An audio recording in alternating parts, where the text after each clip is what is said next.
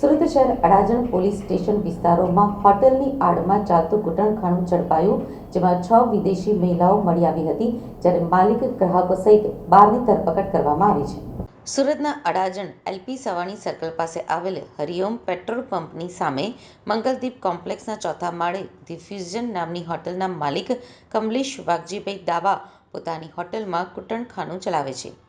હની અને અભય નામના ઈસમો પાસેથી 6 વિદેશી મહિલાઓને રાખી તે મહિલાઓ પાસે આવતા ગ્રાહકોને શરીર સુખ માણવા માટે સવલતો પૂરી પાડે છે. આ બાતમીના આધારે રેડ કરવામાં આવી હતી. રેડ દરમિયાન 6 વિદેશી મહિલાઓ મળી આવી હતી. આ સાથે જ 11 જેટલા ગ્રાહકો પણ ઝડપી પાડવામાં આવ્યા હતા, જ્યારે આ હોટલના માલિકની પણ ધરપકડ કરવામાં આવી હતી.